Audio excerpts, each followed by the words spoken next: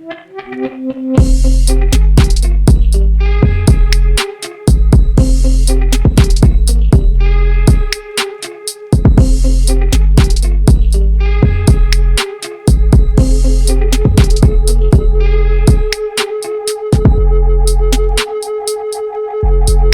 what's up? It's 4 in the morning. I'm all dressed up already because first I'm still gonna have to walk the dogs because we have a ride to do. So let's walk the dog first.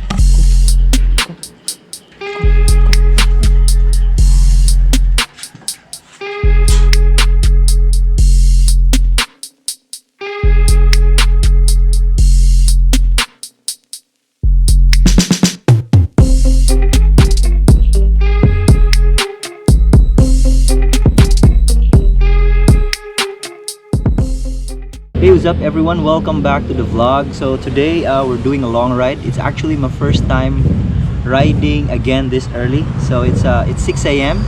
I'm waiting for my student Kim. We agreed to meet here. It's actually quite nice to ride again at this hour, seeing a lot of cyclists on the road. So that's a new for me since the pandemic. Today we actually agreed on a coffee ride, a coffee date, and it's off to a bad start because McDonald's is closed.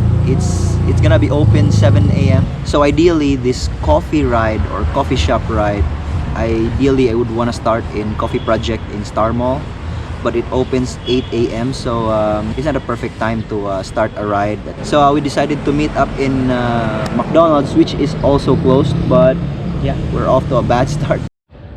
Right, second coffee shop is closed. Guys, open your coffee shop earlier next time, please. Alright, first part sa among coffee ride. Nagtuyok-tuyok sa aming Glanilla para mangitag kapihan. Everything is closed. Mas. Good.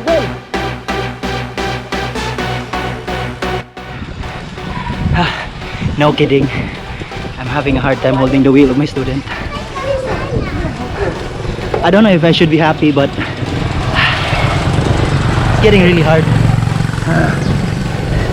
Maybe because I haven't had coffee yet. Reasons. Trust me, I'm not making this shit up. I'm getting dropped. I think she's showing off. This is my, although I've been coaching here for almost a year now, but it's the first time we rode together.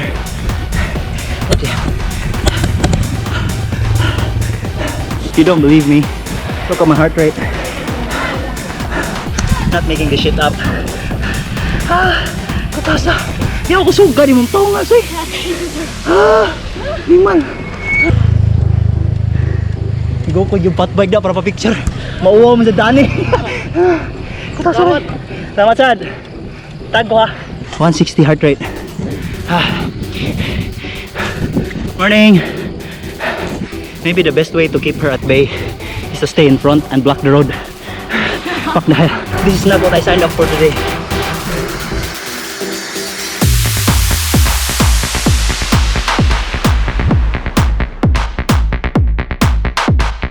Kim, mag-una-una dyan na sila kinsa kaya yata na niyo na magsunod kameraman.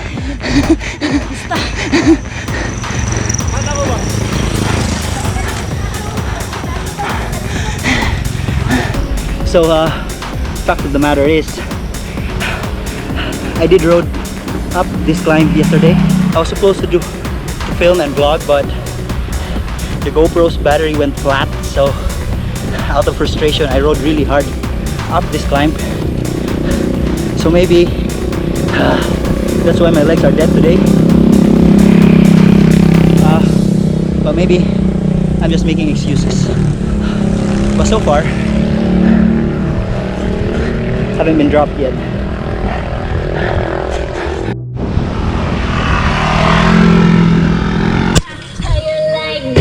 Mga ludi! Right, first coffee stop is done. We're on to our next coffee stop. Heirloom, what's the name? Nakatalo ba ka? Wala pa. Heirloom Bakehouse something. It's in Sinsin. It's a tough climb. Kaya nakaadto na may pick up and almost wakasaka among sakyanan. So we'll see.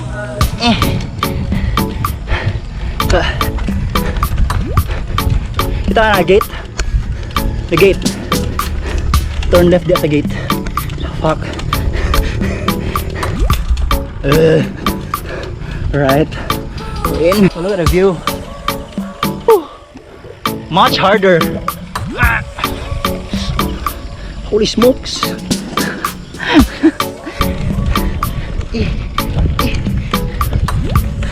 I guess this is too much for a coffee ride. But there's the place. Nice. Okay pa ka?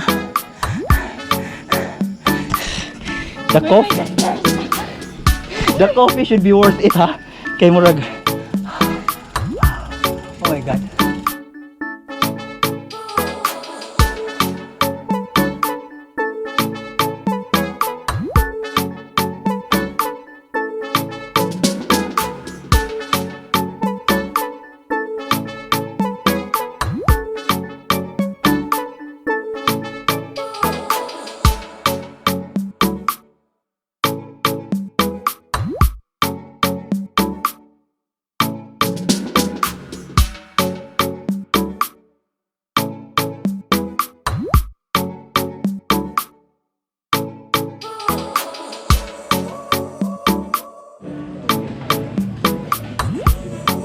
How's the coffee? Good.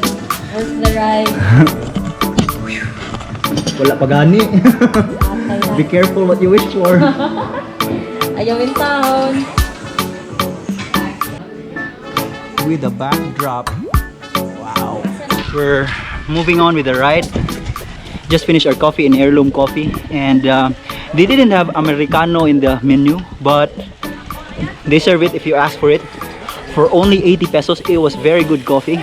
Usually that's priced around 100 120, but super nice, very nice view. And now we're into the cobbled sections of this ride. Oops. Definitely I will be coming back. Good food, good coffee, good view. But we're on to the next pit stop, the Bibingka in Sudlon. So if you remember me vlogging about this climb, it's pretty hard, pretty gnarly. So granting my bike fitness now, it will be a little difficult to vlog, but we'll see what we can do.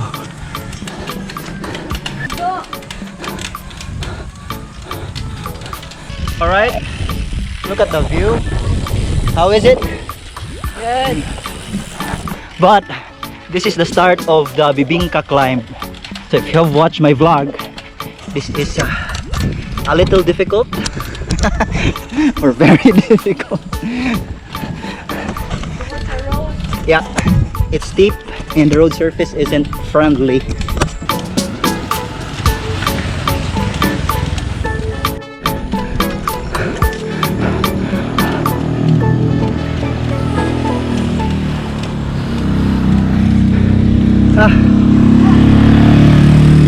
Almost halfway into the climb.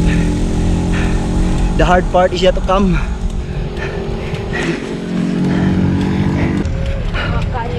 Ha? Iyon ka? Dili sakit ang sinsin.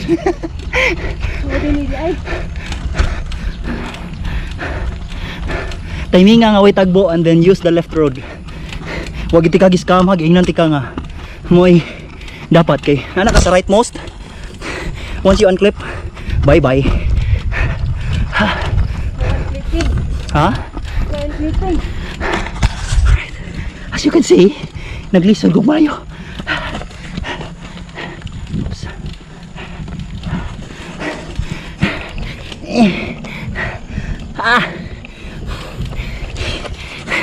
Kaya takatagakon ko. Alright folks, let me just interject real quick. Sorry for the noise. Heavy rain is happening outside. Maybe you're thinking that I'm providing drama to the vlog, I'm faking all of this. You have to consider the fact that she has not walked this climb. Forget that I'm getting dropped, but she has not walked this climb. Many people has walked this climb, including Mark Mulder. Mark Mulder, I'm sorry for mentioning your name. But Mark Mulder is World Championship qualifier in Ironman 70.3, so he's pretty strong. He walked this climb.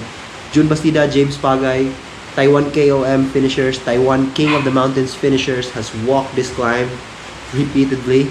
So that just speaks volumes into the difficulty of this climb, and then this girl, by just not walking on this climb, speaks volumes to her fitness, especially in the fact that she has done this climb for the first time.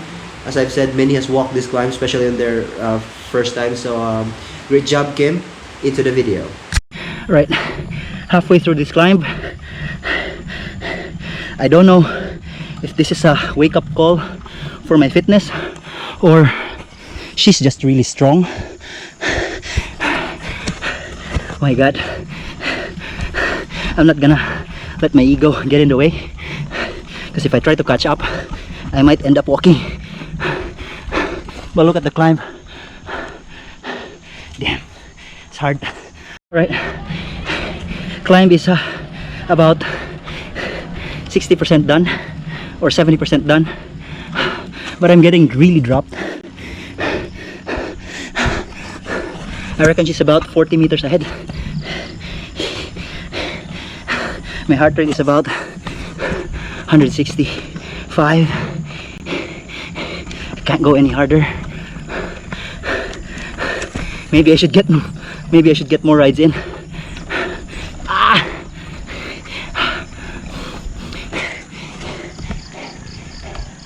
If there's any consolation to this though, the view is great. At the beginning I thought this ride was a coffee ride, but more like a humble pie ride.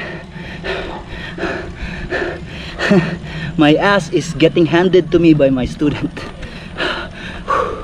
I usually am the one who scams or boodle riders into this climb, but today I'm the one getting dropped. To be quite honest, I needed this, like some sort of reality check to where my fitness is at. It's actually the first time I'm riding with Kim. I've been coaching her since the start of the year, but COVID happened, so everything went online. And I didn't know that she can ride this fast on a mountain. Right, gonna have to put away the GoPro now. I'm gonna catch my breath. There she is, taking pictures and selfies. So embarrassed. Oh gosh. Alright, I want bibingka.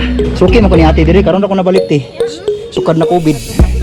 This bibingka is highly rated by Chef Mark, executive chef of Shangri-La and Apaka Baking Company. So, dami no? Dahil sabihin ko sa kanang sudad. Oh, lahi. Di. Daghan man lupi dahil daghan kuan. Lahi man. Sa lobby na te. Pero tinuod pagka storya te, basta kapoy na kay te, mulami na tanan. Oo.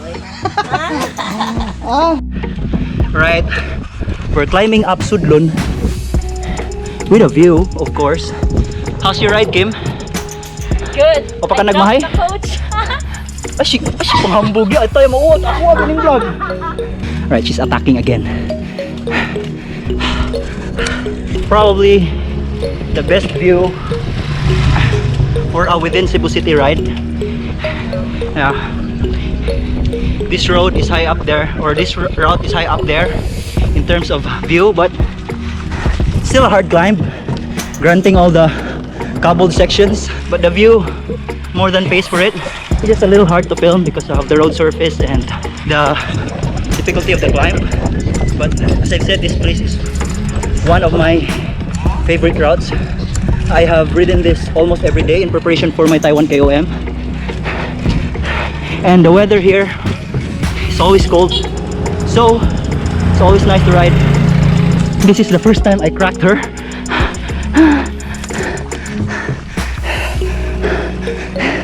Not that far behind though.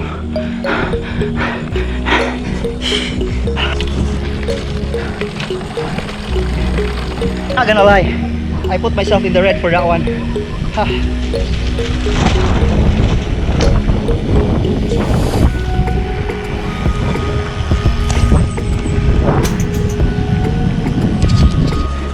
Right, another beauty of this climb is that almost no one is here, meaning only a few will ride this route, especially among roadies. Put in there some good views, good weather. Makes for a very good climb and a very good route.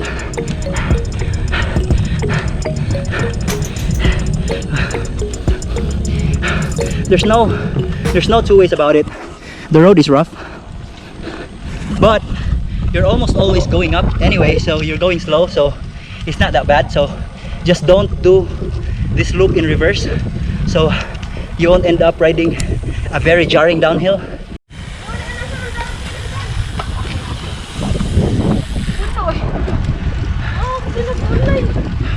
Another good thing about this one is if you carry a bag, you're gonna end up bringing a lot of vegetables with you, because there's a lot of vegetables that are for sale here that's very cheap. So if you're wondering asa gikan ang mga produce gibaligya sa market, most of them come from here. So if you have a car, do buy your vegetables here. It's very cheap.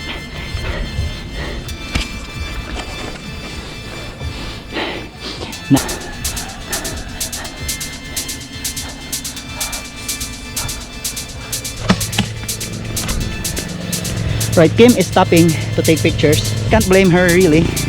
Look at that fog. May nagapait mga Cebuano ihas big fog kay limuot yung kisa mo. So that's how it is. Look. Right, this is what's nice really about this place.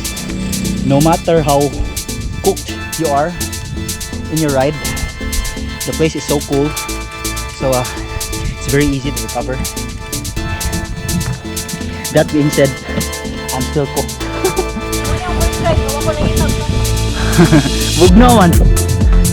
We're stopping here for another photo. Kay look at the view, man.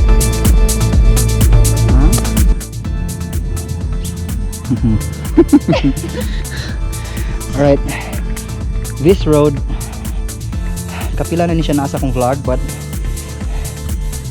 I still never feel that I have shown enough of it, because as I've said, lisod ang climb, so it's very difficult to film, but definitely one of the best views you can find here in Cebu. Look, I'm gonna secretly attack so I won't film. Ha! Redemption! Redemption, nakabawas ko. Balag ka diyot. But damn, buko-buko sa anay. Still hard. Awang view. Hello, bien ano mo? Lagi. Giling. Oh yeah! What the hell? Ha, look at the view. Ha? Another good thing about this ride is that it comes out in Transcentral, Cantipla, which is in itself a very nice climb. Yeah, but very painful as well. But as I was saying, it's a very nice climb, but it's a Sunday, so most probably it will be infested with motorcycles again. So it'll be difficult to speak to the camera because all you hear is brap, which is quite annoying. Sorry my motorcycle friends.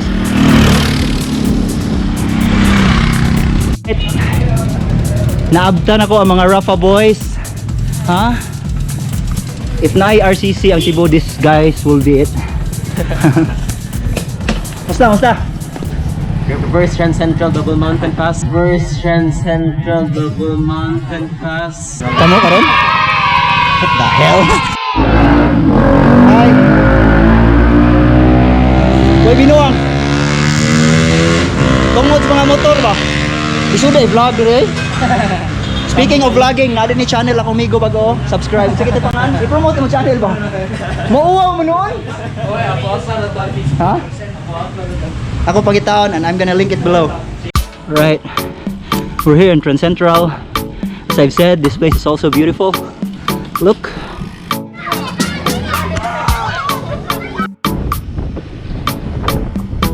Sa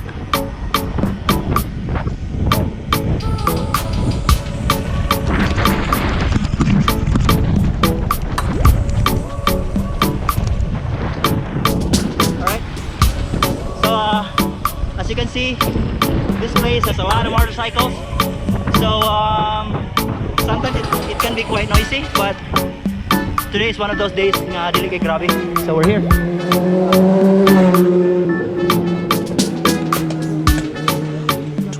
Coffee. Kaya ka na kung nabalik dito may pasudlon. Ah, dili day. Yes. Woo. Pwede na din masud. Right. Time sa di man ka ni special treatment, magpasud na magyud ka mo.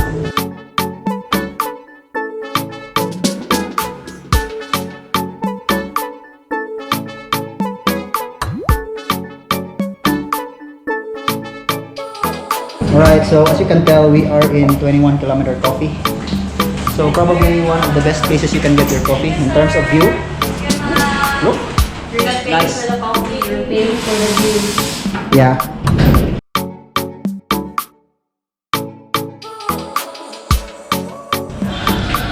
So as you can tell, namin sa 21 kilometer coffee. Probably the best place to get coffee in terms of view and heirloom coffee as well. Right, so that's 21 km coffee. So if you have been watching my vlog, you know that that's one of my favorite coffee shops. Not because I know the owner, but because their coffee is good, the view is great, and it's relatively cheap. I love the staff. Everything about it is nice.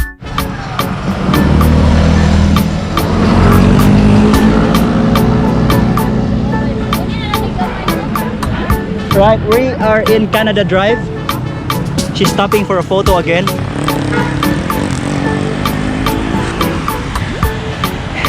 It's her first time, so tagaan to siya time to take pictures and all. As if she's not coming back. Yes, yes. Hey guys, it's a Sunday, so what do you expect? Traffic.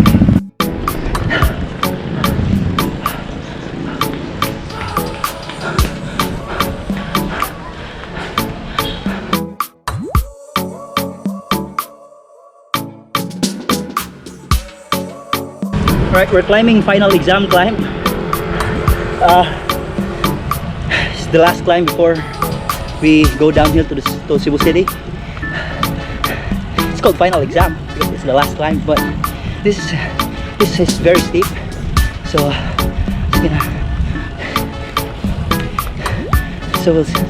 this is very steep. So we'll see what we can do.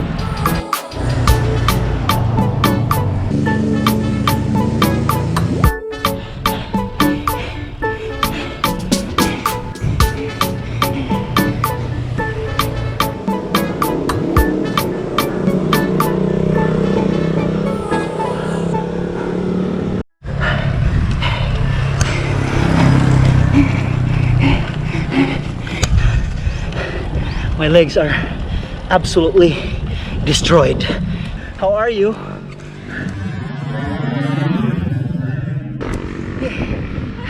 Last, how many meters? 100. Masih ito, harden the fuck up.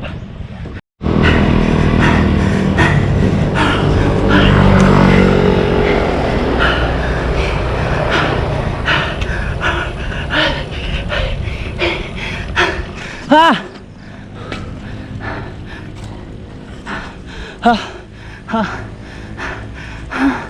Right, we're at the top. Wait. Alright, so that way is the tops, which I have no plans of climbing. I'm definitely destroyed, but that's a view of Cebu City. I hope you can see through the barriers. It's actually my first time here since the pandemic crisis, so it's nice to be back. This is the exact road we rode for the Everesting challenge. So as you might expect, this road is very familiar to me. Right, there's Kim. Alright, so we're descending to Cebu City, to JY Lahog. Kim is off to Lapu-Lapu City, so she still has a few kilometers to go, and I'm going home to Minglanili as well, but I still have one more coffee stop. How's the ride, Kim? Good. See? Nothing compensates the pain because the coffee good. You good.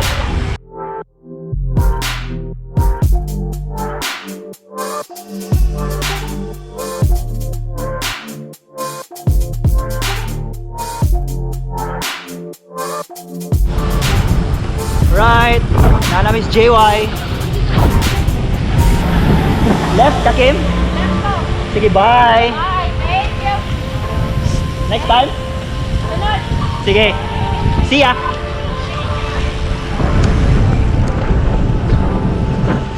Oops, sorry, I just beat a red light. So we are in Cebu City. I am to visit one more coffee shop. The coffee shop is actually owned by a friend, Mark Uy. So they serve mean coffee as well. So one last stop.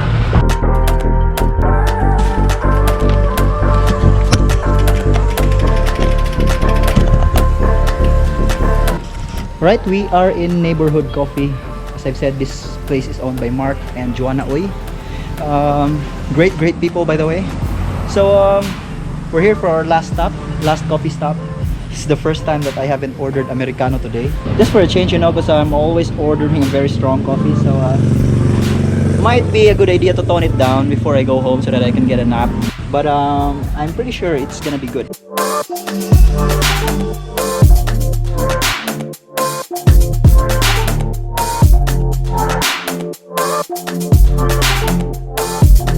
So sad reality is that most coffee shops look like that. They have barriers because of the pandemic. We do what we gotta do, but that doesn't affect the taste of the coffee. So I'm just gonna enjoy it.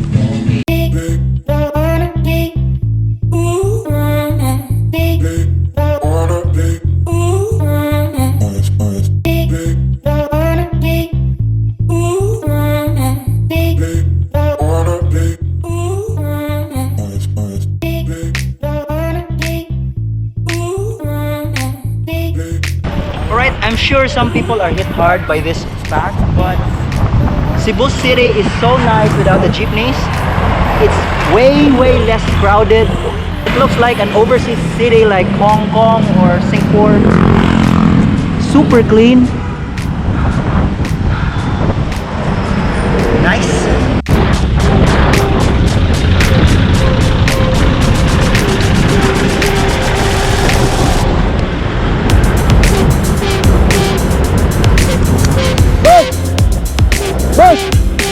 Yata sikita niyo mga dago bertig ay. Yata sikita niyo mga dago bertig binuang may mo. Ako ay auto na parking kilid mo kulit sa non. Ang may kaday. Yata pag-amping sila rin makasala ka ay.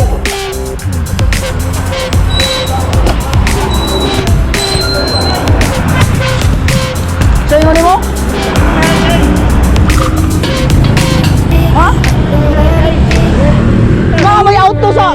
May auto sa tubangan. Right, I'm home. What a ride. The views are great, the route is great. I had great company, very good coffee, and the weather was great. It's always like this throughout the ride, so it was super nice. Yeah, just some final thoughts. First off, on my student Kimberly, I was pleasantly surprised. She was very strong. I was kind of thinking that her estimated power on Zwift was way off, because she's using Z power on Zwift, so just estimated power, but I still think it's off, but I don't think it's that far off, because the original estimate was like around 5 watts per kilo, which is like, you know, that was too good to be true for now, but she definitely just like rode like it today. She's very strong. One would argue that I'm currently unfit. I haven't been riding as much as I do, but to be quite honest with you, like on that section going up to Bibingka climb, if you remember, I'm sorry Mark, but if you remember Chef Mark Mulder, he walked on that section, and I think no one can argue that Mark Mulder is not a very good cyclist. He is in fact a world championship qualifier, so he is very strong. So that just speaks volumes to the amount of training Kimberly did over the quarantine. It did help that she is like 49-50 kilos, so she's very light. One thing that actually surprised me more was her descending. I was really aggressive on the descents, but when I look over my shoulder, she's not too far back. on the Governor Layson downhill, which is my favorite downhill, I would say. She was just right behind me, so that's quite a surprise. For a female, she's a very, very good descender. I have mates who has been riding that route countless of times and couldn't descend that fast on that downhill. With the coffee though, it was great. If I am to choose, I would choose Heirloom coffee. It's good. It's equally good with the 21 km coffee and neighborhood coffee, only that it's 80 pesos.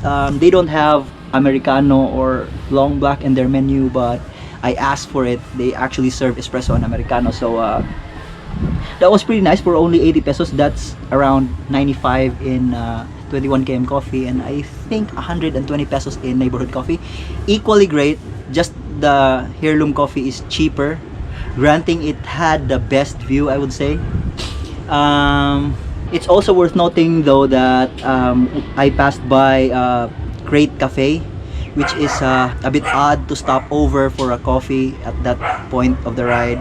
I did plan to stop at the Coffee Project in Star Mall, but it's just not bike friendly because you have to enter the mall before you can enter the coffee shop. The outside of the mall entrance is condemned, so you have to go inside the mall and go into the coffee shop, which you can't bring your bike, so you just have to leave your bike outside. If you're in the if you're in the cafe and then drinking your coffee and someone picks up your bike, you're just gonna watch in horror because you can't do anything because you have to go around to go after your bike. So that's bad. Lloyd's Coffee, it was close.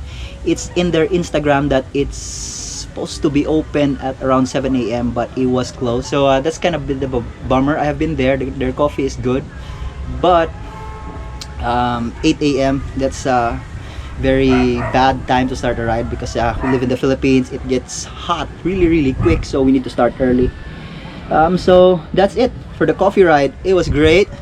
It was a great ride. Thank you for sticking till the end of the video, and I hope you like this one. Please do subscribe, hit the like button, leave a comment, and see you on the next vlog.